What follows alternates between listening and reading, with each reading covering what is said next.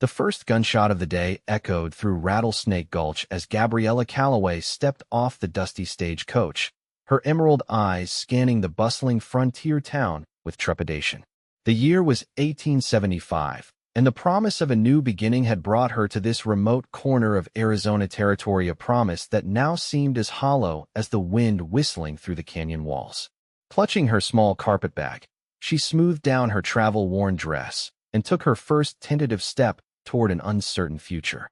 "Miss, you dropped this," a deep voice called from behind. Gabriella turned to find a tall man holding her handkerchief, his face partially shadowed by a wide-brimmed hat. When he lifted his gaze, she found herself looking into eyes the color of the summer sky.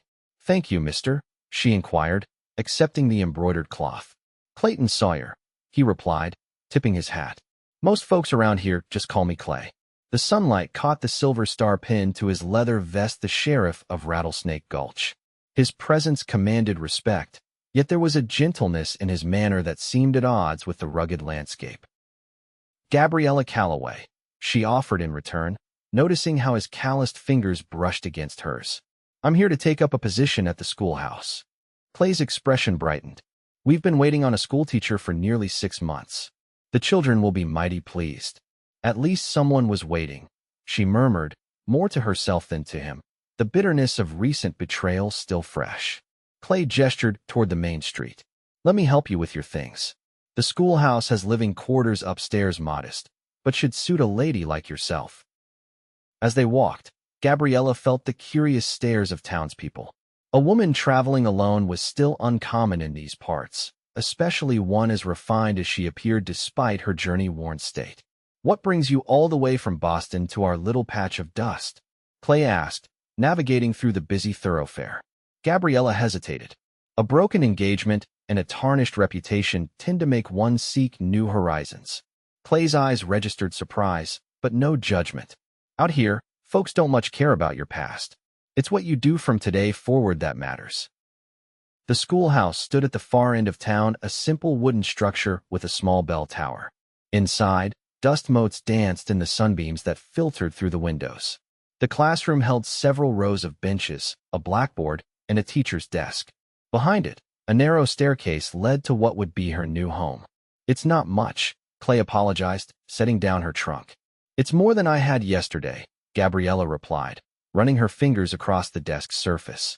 Over the next few weeks, Gabriella found herself settling into the rhythm of frontier life. Her classroom quickly filled with children from the town and surrounding homesteads, some who had never held a book before her arrival. She discovered an unexpected joy in their eager faces and quick minds. Clay Sawyer made a point to check on the schoolhouse every few days, often bringing small offerings, a bundle of wildflowers, fresh bread from the baker, or news from the outside world that arrived with the weekly mail coach. One evening, as Gabriella was closing up the schoolhouse, she heard hoofbeats approaching. Clay dismounted from his chestnut mare, his expression grave. "Evening, Miss Calloway. Thought I'd walk you home," he said, his hand resting casually on his holstered Colt. "Is something wrong, Sheriff?" she asked, noticing the tension in his shoulders. "Nothing to worry about," he assured her, though his eyes scanned the lengthening shadows. "Just being cautious. The Dalton brothers have been spotted a day's ride from here. Outlaws. The worst kind. They've robbed 3 banks in as many months."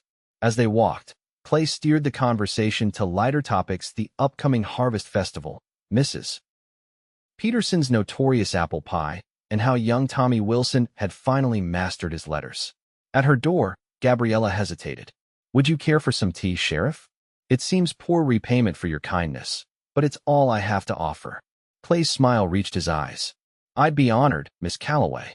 Inside her modest quarters, Gabriella busied herself with the kettle while Clay removed his hat, revealing sun-lightened brown hair. She found herself studying his profile: the strong jawline, the small scar above his right eyebrow, the way his presence seemed to fill the small room. "How long have you been sheriff?" she asked, placing a steaming cup before him. "Going on 5 years now," he replied, wrapping his fingers around the porcelain. "Came here after the war, looking for somewhere quiet. And did you find it?" Clay chuckled. "Not as often as I'd like." As they talked, Gabriella discovered that Clay had fought for the Union, had lost a brother at Gettysburg, and had wandered westward seeking something he couldn't name until he found Rattlesnake Gulch. In turn, she shared stories of her childhood in Boston, her love of literature, and her brief, ill-fated engagement to a banker's son who had proven false in every way. "He left you waiting at the church?" Clay asked, his voice tight with indignation on her behalf. Gabriella nodded, the memory still raw. "With 200 guests and my father's savings spent on a wedding that never happened. James had found someone with a larger dowry of fact he communicated by letter the morning we were to be wed. Some men don't deserve the air they breathe," Clay muttered. "The humiliation was worse than the heartbreak," she admitted. "In Boston, I became the woman who wasn't worth waiting for." Clay set down his cup with deliberate care. "Then Boston's full of blind fools." Their eyes met across the table, and Gabriella felt a flutter in her chest that had nothing to do with remembered pain. The next day, Clay was called away to escort a prisoner to the territorial court in Tucson. Before leaving, he stopped by the schoolhouse during recess, finding Gabriella supervising a game of tag.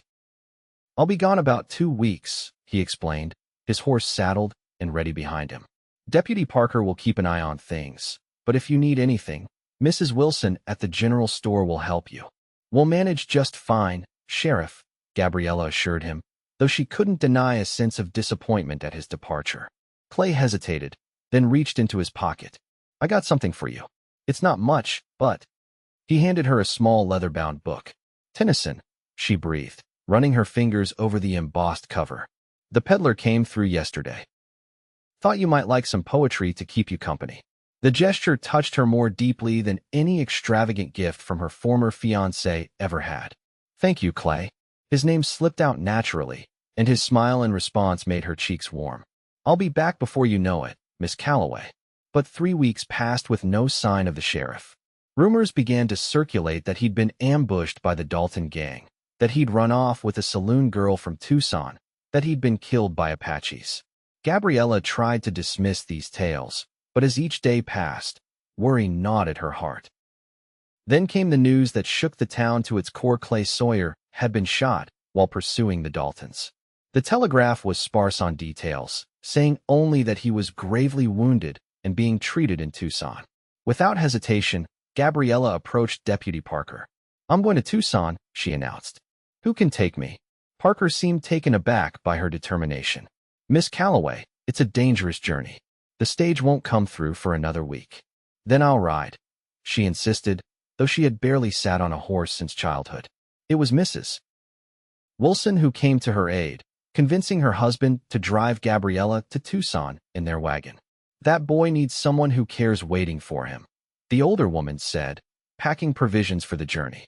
"And it's clear as day that's you." The journey took 3 grueling days, with nights spent under the stars, listening to distant coyote calls and Mr. Wilson's stories of his younger days as a fur trapper. Gabriella barely slept, her thoughts constantly returning to Clay, wondering if he was even still alive. Tucson was larger and more developed than Rattlesnake Gulch, with brick buildings and actual sidewalks. The doctor's office was easy to find, a white-painted building with a red cross on the door. Gabriella's heart pounded as she approached. "I'm here to see Sheriff Sawyer," she told the stern-faced woman at the desk. "Gabriella Calloway from Rattlesnake Gulch. Family only," the woman replied without looking up. "I'm his," Gabriella faltered, then straightened her shoulders. "I'm all he has." Something in her voice must have conveyed her sincerity, for the woman's expression softened slightly. "Third door on the left. But don't expect much.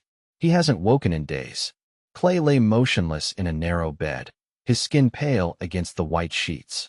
A bandage wrapped his chest, and his breathing came shallow and labored. Gabriella moved to his side, taking his hand in hers, alarmed at how cool it felt. "Clay," she whispered, "it's Gabriella. I've come to take you home." For 3 days, she barely left his side, reading to him from the Tennyson book, bathing his fevered brow, and praying as she had never prayed before. The doctor spoke of infection, of a bullet that had come too close to his heart, of preparing for the worst. On the 4th night, exhausted from her vigil, Gabriella dozed in the chair beside his bed, her hand still holding his. She dreamed of Rattlesnake Gulch, of children laughing in the schoolyard, of Clay standing in sunlight with that rare, full smile that transformed his face. A gentle pressure on her fingers woke her. Clay's eyes, clouded with pain but unmistakably alert, were watching her. "You're here," he rasped, his voice barely audible. Tears sprang to her eyes. "Of course I'm here. Didn't think anyone would wait," he managed. Gabriella leaned closer, brushing a strand of hair from his forehead. "I would have waited until the end of time." A ghost of a smile touched his lips before he drifted back to sleep, but this time his hand remained warm in hers. Recovery was slow and painful. The doctor insisted Clay couldn't be moved for at least 3 more weeks. Gabriella sent word back to Rattlesnake Gulch with Mr. Wilson, arranging for a substitute teacher and explaining her absence. Each day, Clay grew stronger. Their conversations lengthened as he shared the details of his encounter with the Daltons, how he'd managed to wound one before taking a bullet himself, how a passing cavalry patrol had likely saved his life by finding him bleeding in the dust. "I thought of you," he admitted one evening as Gabriella helped him take his first tentative steps around the room. "When I was lying there, thinking it was the end, your face was what I saw." Gabriella's heart quickened. "Did you now?" "Kept thinking how I never got to tell you." He paused, steadying himself against the wall. "Tell me what?" she prompted gently. Clay's eyes, now clear and blue as a mountain lake, held hers. "That from the moment you stepped off that stage, I knew my life had changed. That I'd wait for you to see me really see me for as long as it took." Gabriella reached up to touch his face, her fingers tracing the line of his jaw. "I see you, Clay Sawyer. I've been seeing you all along." Their first kiss was gentle, mindful of his healing wound, yet it contained a promise that needed no words. By the time autumn painted the desert in gold and crimson, they were back in Rattlesnake Gulch. The town had prepared a hero's welcome for its sheriff, with banners strung across the main street and a feast laid out in the town square. But what touched Clay most was the way the school children had lined up to greet him, each one holding a hand-drawn card expressing their joy at his return. "Seems you've been teaching them more than just reading and figures," he remarked to Gabriella as they walked among the townspeople. "I may have mentioned how brave their sheriff is," she admitted with a smile. That evening, after the celebrations had died down, Clay escorted Gabriella back to the schoolhouse. The air held the first hint of winter's chill, and the stars seemed close enough to touch. "I've been thinking," Clay said as they stood on her porch, the lamplight from inside casting a warm glow, "about what comes next." Gabriella felt a flutter of apprehension. "And what might that be?" "I nearly died without ever having lived the life I wanted," he said, taking her hands in his. "I don't want to waste another day." From his pocket, he produced a simple silver ring set with a small turquoise stone. "It's not a diamond from Tiffany's," he said, a hint of nervousness in his voice, "but it's the prettiest thing the trading post had." Gabriella's breath caught. "Clay, I know it hasn't been long," he continued quickly, "and maybe I'm being presumptuous, but I love you, Gabriella Calloway. I think I've loved you since you stood in the schoolhouse that first day with dust on your skirt and determination in your eyes. Ask me properly," she whispered, her heart so full she thought it might burst. Clay dropped to one knee, wincing slightly as the movement pulled at his healing wound. "Gabriella Calloway, would you do me the extraordinary honor of becoming my wife?" "Yes," she said without hesitation, tears of joy spilling down her cheeks. "1,000 times yes." The wedding took place on Christmas Eve, with the schoolhouse transformed by pine boughs and candles. The entire town turned out to witness their sheriff and schoolteacher join their lives together. Gabriella wore a dress of ivory silk that Mrs. Wilson and the other women had labored over in secret, and Clay stood tall in a new black suit, his star polished to a shine on his chest. As they spoke their vows, snow began to fall outside, a rare and magical occurrence in that part of Arizona territory. The townspeople declared it a blessed omen for the couple's future. Their new home was a small but sturdy cabin on the edge of town that Clay had been building in secret during his recovery, with help from every able-bodied man in Rattlesnake Gulch. It had a proper kitchen, a sitting room with bookshelves Clay had crafted himself, and a bedroom with windows facing east to catch the morning sun. "It's perfect," Gabriella breathed as Clay carried her across the threshold that night, the snow continuing to fall in gentle flakes around them. "Not quite," Clay said, setting her down gently. But it will be, with time and love. Spring brought new beginnings. The desert bloomed with wildflowers. The schoolhouse gained 10 new students as families moved to the growing town, and Gabriella discovered she was expecting their first child. When she told Clay, he lifted her in his arms and spun her around, his joy so pure it brought tears to her eyes. "I never thought I'd have this," he confessed later as they lay in bed, his hand resting protectively over her still flat stomach. "A woman who loves me, a child of my own. For years, I just existed. Now I'm truly living." "We both are," Gabriella agreed, thinking of how far she had come from that heartbroken woman who had stepped off the stagecoach. As her pregnancy progressed, Gabriella continued teaching, though Clay insisted on escorting her to and from the schoolhouse each day. The town watched their happiness with approving eyes, and even the most hardened miners and cowboys softened when they saw their sheriff fussing over his wife. In late October, after a relatively easy labor, Gabriella gave birth to a daughter they named Sarah, after Clay's mother. The baby had Gabriella's auburn hair and Clay's blue eyes, and from her first cry, she had her father wrapped around her tiny finger. "She's perfect," Clay whispered, holding his daughter with hands that had known violence, but now cradled new life with infinite tenderness. Just like her mother, life settled into a rhythm of deep contentment. Clay continued as sheriff, though as the town grew more settled, his duties became less dangerous and more administrative. Gabriella taught until the end of the school year, then decided to take time at home with Sarah, tutoring a few students who needed extra help in the afternoons. Their home expanded as their family did. A new room added when Sarah was 2, another when her brother Benjamin arrived a year later.